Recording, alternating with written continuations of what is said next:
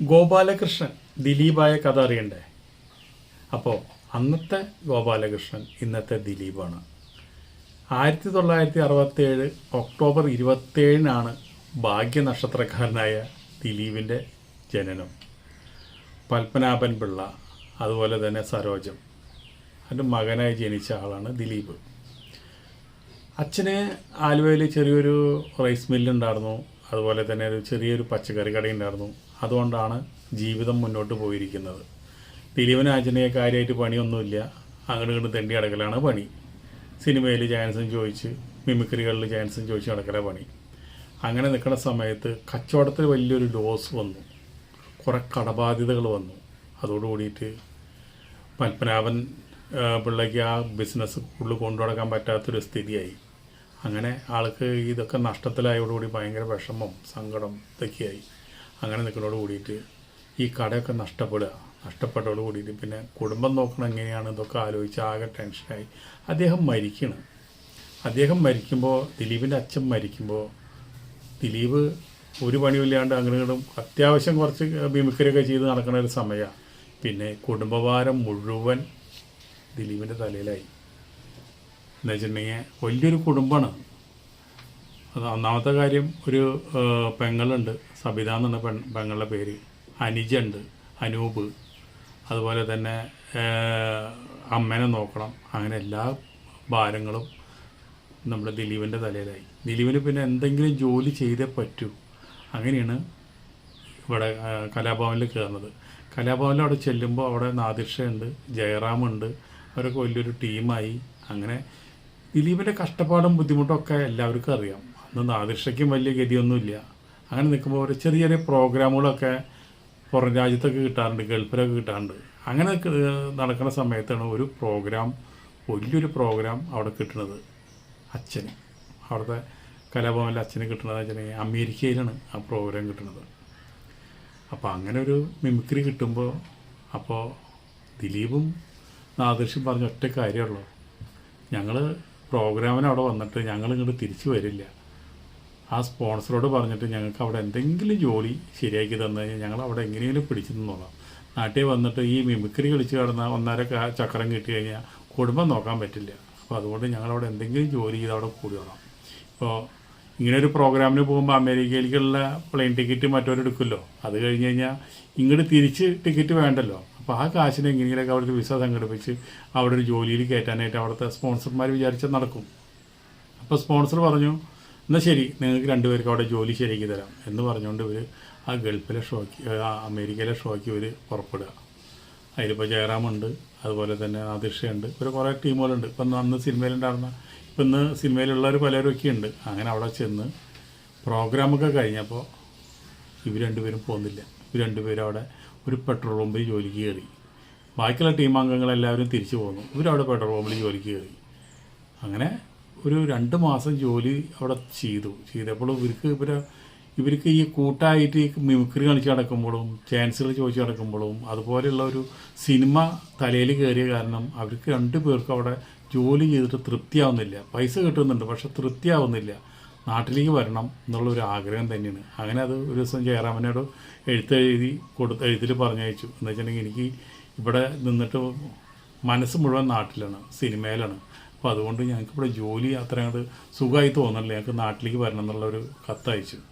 അപ്പോൾ തന്നെ ജയറാമൻ തിരിച്ച് കത്തെഴുതി, നിങ്ങൾക്ക് അത്ര ബുദ്ധിമുട്ടാണെന്നുണ്ടെങ്കിൽ നിങ്ങളിങ്ങോട്ട് പോന്നോ, നമുക്ക് എങ്ങനെയെങ്കിലുമൊക്കെ സിനിമയിൽ കയറി പറ്റാം. പോരാത്തതിന് കമലിൻ്റെ അസിസ്റ്റൻറ്റുമാരെ, അസോസിയേറ്റിനെയൊക്കെ ജയറാമിനെ അറിയാം. അപ്പോൾ അങ്ങനെ നിങ്ങൾ പോന്നോ, നമുക്കിവിടെ എവിടെയെങ്കിലുമൊക്കെ എന്തെങ്കിലുമൊക്കെ ചെയ്യാമെന്ന് പറഞ്ഞു. അങ്ങനെ അവർ അമേരിക്കയിൽ നിന്ന് വീണ്ടും തിരിച്ചു വന്ന് വീണ്ടും മിമിക്രി പൂർവാധീന ശക്തിയോട് കൂടിയിട്ട് മിമിക്രിയിൽ തന്നെ കയറി. അങ്ങനെ കയറി ജയറാമിൻ്റെ വാക്കും കേട്ടിട്ട് കേട്ടോ തിരിച്ചു വരുന്നത്. അല്ലെങ്കിൽ അവരവിടെ എങ്ങനെയൊക്കെ അവിടെ കടിച്ചു പിടിച്ച് അവിടെ നിന്നേനെ.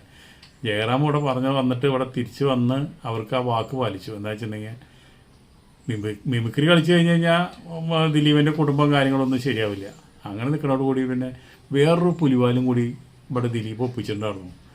അതാണ് ദിലീപിന് അമേരിക്കയിൽ നിൽക്കാനായിട്ട് ഇഷ്ടമില്ലാത്തതിൻ്റെ ഒരു പ്രശ്നം വന്നത് അവിടെയാണ്. ദിലീപിൻ്റെ അമ്മാവൻ്റെ മകളായിട്ട് ഇവന് ഭയങ്കര പ്രേമത്തിലാണ്, ഭയങ്കര സ്നേഹമാണ്. അപ്പോൾ അങ്ങനെ കല്യാണം കഴിക്കാനും കൂടി വേണ്ടിയിട്ടാണ് മൂപ്പര് തിരിച്ചു വരുന്നത്. അല്ലെങ്കിൽ അമ്മാവൻ്റെ മോളെ വേറെ ആരെങ്കിലും കെട്ടിക്കൊണ്ടുപോകും. ആ ഒരു അവസ്ഥ ഇല്ലാണ്ടിരിക്കാൻ വേണ്ടിയിട്ടും കൂടിയാണ് ദിലീപ് തിരിച്ചു വരുന്നത്. അങ്ങനെ നാട്ടിൽ തിരിച്ചു വന്നു. നാട്ടിൽ തിരിച്ചു വന്നിട്ട് ആലുവ രജിസ്റ്റർ ഓഫീസിൽ വെച്ചിട്ടാണ് വിവാഹം കഴിച്ചത്. അപ്പോൾ ജൂലിയൻ എന്നാണ് ആ സ്ത്രീയുടെ പേര്. ഇപ്പോൾ ആ ഭാര്യ ഡൈവേഴ്സായി. അതിന് കാരണം എന്താണെന്ന് വെച്ചിട്ടുണ്ടെങ്കിൽ ദിലീപ് സിനിമയിൽ കയറി വലിയൊരു നിലയിലെത്തി. അതോട് കൂടിയിട്ട് എന്തുണ്ടായി, മഞ്ജു വാര്യരായിട്ട് പ്രേമമായി. അപ്പോൾ എന്താണെന്ന് വെച്ചിട്ടുണ്ടെങ്കിൽ മഞ്ജു വാര്യരെ കല്യാണം കഴിക്കാൻ വേണ്ടിയിട്ട് എല്ലാവരും ഭാര്യ എന്ന് വെച്ചിട്ടുണ്ടെങ്കിൽ അവൾ അന്ന് കല്യാണം കഴിച്ചു എന്ന് മാത്രമല്ല, അത് കഴിഞ്ഞ് കുറേ കഴിഞ്ഞപ്പോൾ ഒരു ഭാര്യ ഗൾഫിലേക്ക് പോവുകയും ചെയ്തു. അപ്പോൾ എല്ലാവരും കൂടി നിർബന്ധിച്ചിട്ട് ആ ബന്ധം ഒഴിയുകയും ചെയ്ത്. ദിലീപിന് നല്ലൊരു ഭാവി വരാൻ പോകണം. അപ്പോൾ അതുകൊണ്ട് നല്ലൊരു ഭാവിക്ക് വേണ്ടി തടസ്സം നിൽക്കരുത്. നീ വെച്ചിട്ടുണ്ടെങ്കിൽ ഇവിടെ നിനക്കും അവിടെ വലിയ മെച്ചമൊന്നുമില്ല, അപ്പോൾ അതുകൊണ്ട് ഞങ്ങൾക്കും ഇവിടെ ഒരു മെച്ചമൊന്നുമില്ല. അപ്പോൾ അതുകൊണ്ട് അവന് നല്ലൊരു ഭാവിയുള്ള ദിലീപിൻ്റെ ഭാവി നശിപ്പിക്കരുതെന്ന് വിചാരിച്ചിട്ടാണ് എല്ലാവരും കൂടി നിർബന്ധിച്ചപ്പോൾ ആ പെൺകുട്ടി എന്തുണ്ടാ വെച്ചിട്ടുണ്ടെങ്കിൽ ഡൈവോഴ്സിന് തയ്യാറായി. അതിന് അവർ ഡൈവോഴ്സ് കിട്ടി. അപ്പോഴേക്കും ദിലീപ് ഇവിടെ ഒരു നമ്മുടെ അസിസ്റ്റൻ്റായിട്ട് ജോലിക്ക് കയറി. ജോലിക്ക് കയറിയിട്ട് ആദ്യം എന്താ വെച്ചിട്ടുണ്ടെങ്കിൽ ക്ലാപ്പടിക്കല പണി. കണ്ടിന്യൂറ്റി എഴുതും, ക്ലാപ്പടിക്കും. ഇതൊക്കെയാണ് മൂപ്പർക്ക് ജോലി. മൂപ്പർക്ക് എന്നാലും ഭയങ്കര ഹാപ്പിയാണ്. കുറേ നടന്മാരെ കാണാൻ പറ്റും, അലരായിട്ട് പരിചയപ്പെടാൻ പറ്റും. അങ്ങനെ നാദൃശി ഇവിടെ വന്നിട്ട് ഓരോ ട്രൂപ്പിൽ പാട്ട് പാടിയും അതുപോലെ തന്നെ ഒരു കാസറ്റൊക്കെ ഇറക്കി നല്ല നിലയിലായി. അന്നത്തെ കാലത്ത് കാസറ്റിന് ഭയങ്കര കാസറ്റ് ചൂടൊപ്പം പോലെ വിറ്റുകൊടുന്നത്. അപ്പോൾ അങ്ങനെയൊക്കെ എടുത്ത് നല്ലൊരു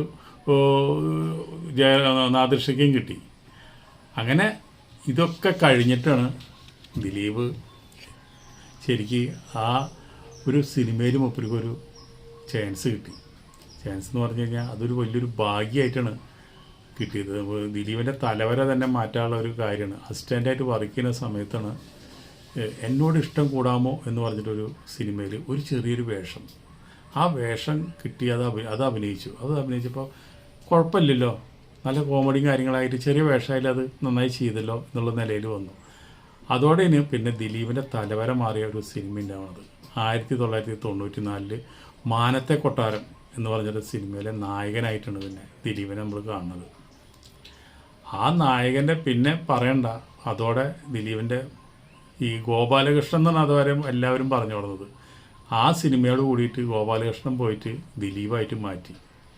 അതോടുകൂടി പിന്നെ നിങ്ങൾക്ക് എല്ലാവർക്കും അറിയാമല്ലോ, ദിലീപിനെ പിടിച്ചാൽ കിട്ടാത്ത രീതിയിലേക്ക് ദിലീപ് വളരണുണ്ട്. പിന്നെ കാവ്യനെ കല്യാണം കഴിച്ചു. അത് കഴിഞ്ഞിട്ട് പിന്നെ കരിയറിൽ ഏറ്റവും വലിയ ബ്രേക്ക് ഉണ്ടായത് മീശമാധവനാണ്. മീശമാധവനോട് കൂടി പിന്നെ ദിലീപിന് തിരിഞ്ഞു നോക്കേണ്ട വന്നില്ല. അത്രയും ഉയരത്തിലാണ് ദിലീപിൻ്റെ ആ ഒരു സിനിമയോട് ദിലീപ് കയറിപ്പോയത്. അങ്ങനെ ദിലീപിന് ഇങ്ങനെ ഒരു നല്ല സമയം വന്നപ്പോൾ കുടുംബത്തിന് രക്ഷപ്പെട്ടു, അനിയത്തി രക്ഷപ്പെട്ടു, അനിയൻ രക്ഷപ്പെട്ടു. കുടുംബങ്ങൾ ഇവനെ സ്നേഹിക്കുന്ന ആൾക്കാരെ മുഴുവൻ ദിലീപ് സഹായിക്കാൻ തുടങ്ങി. നമ്മൾ ഒരുപാട് കഷ്ടതകളിൽ നിന്നും ബുദ്ധിമുട്ടിൽ നിന്നും ഒരുപാട് നരകജീവിതം, ഒരു നേരത്തെ ഭക്ഷണത്തിന് വേണ്ടിയിട്ട് തെണ്ടിയിട്ടുള്ള ഒരു വ്യക്തിയാണ് ദിലീപ്. അങ്ങനെ നിൽക്കണ ഒരു വ്യക്തി വലിയൊരു ഉയരത്തിലെത്തിയപ്പോൾ വന്ന വഴി മറന്നില്ല. എന്ന് വെച്ചിട്ടുണ്ടെങ്കിൽ ചുറ്റും നിൽക്കുന്നവരെയും ദുഃഖിക്കുന്നവരെയും അതുപോലെ തന്നെ കഷ്ടത അനുഭവിക്കുന്നവരും ഒക്കെ മൂപ്പര് സഹായിച്ചു. അത് സിനിമയിലും ഇല്ല. അതിപ്പോൾ ദിലീപ് അങ്ങനെ സഹായിക്കുന്നതും കാര്യങ്ങൾ ചെയ്യുന്നതൊന്നും ആരോടും പറയാറില്ല. സഹായം കിട്ടിയ ആൾക്കാർ പലരും പറഞ്ഞിട്ട് നമ്മൾ അറിഞ്ഞിട്ടുണ്ട്. അതൊന്നും നമ്മളിനി ഇവിടെ ഇപ്പോൾ ഈ പറയേണ്ട കാര്യമില്ല. അങ്ങനെ ദിലീപ് ഇപ്പോൾ ഒപ്പം നിൽക്കുന്നവരെയൊക്കെ സഹായിച്ചു. ദിലീപ് നല്ല ഉയരത്തിലെത്തി. അതുപോലെ തന്നെ ഒരുപാട് ആൾക്കാർക്ക് ജോലി കൊടുത്തിട്ടുണ്ട്, ഒരുപാട് സ്ഥാപനങ്ങളുണ്ട്. അവരൊക്കെ നല്ല ശമ്പളം കൊടുത്ത് അവരൊക്കെ നല്ല നിലയിൽ ദിലീപ് കൊണ്ടു നടക്കുന്നത്. അപ്പോൾ ഒരിക്കലും ഒരു തലക്കനം ബാധിക്കാത്ത ഒരു നടനാണ് ദിലീപ്. അതിൻ്റെ കാരണം എന്താ വെച്ചിട്ടുണ്ടെങ്കിൽ ചെറിയ ഒരു ഇടത്തരം വീട്ടിൽ നിന്ന് ജനിച്ച് വന്നതിൻ്റെ ഒരു ഗുണമാണത്. അതുപോലെ തന്നെ ആരോടും സൗമ്യമായിട്ട് സംസാരിക്കുള്ളൂ. ദേഷ്യപ്പെട്ട ദിലീപിനെ കാണാൻ വലിയ ബുദ്ധിമുട്ടാണ്. അങ്ങനെയാണ് ദിലീപിൻ്റെ ജോലിക്കാരെന്നെ പറയണത്. എത്ര ടെൻഷൻ ഉണ്ടെങ്കിലും ഇത്രയും പ്രശ്നങ്ങളും കാര്യങ്ങളൊക്കെ ഉണ്ടെങ്കിലും ദിലീപ് ഒരിക്കലും അത് മുഖത്ത് കാണിക്കില്ല. ദിലീപ് നല്ലൊരു ഇപ്പോൾ ഈ അമ്മാവൻ്റെ മകളെ കല്യാണം കഴിച്ച കാര്യം തന്നെ മഞ്ജുവിനോട് പറഞ്ഞില്ല, കാവ്യയോട് പറഞ്ഞില്ല. ഇത് അവർക്ക് ആർക്കറിയില്ല. ഇതൊക്കെ ഒരു ദിലീപിന് നല്ല കാലം വരാൻ വേണ്ടിയിട്ട് അവരതൊക്കെ ഒളിച്ചു വെച്ചു. അതിപ്പോൾ അങ്ങനെയാണല്ലോ നമ്മൾ. അത് ഈ പറഞ്ഞ പോലെ ഒരു 4 കൊല്ലത്തെ ദാമ്പത്യ ബന്ധം ഉണ്ടായിരുന്നുള്ളൂ. അതും അത്രയും ഉണ്ടായിരുന്നില്ല. അതങ്ങനെ ശരിക്ക് ബുദ്ധി വളയ്ക്കുന്നതിന് മുമ്പ് ഒരു പ്രേമം ഉണ്ടായിരുന്നു. അത് അന്ന് നടന്നുള്ളൊരു കാര്യമാണ്.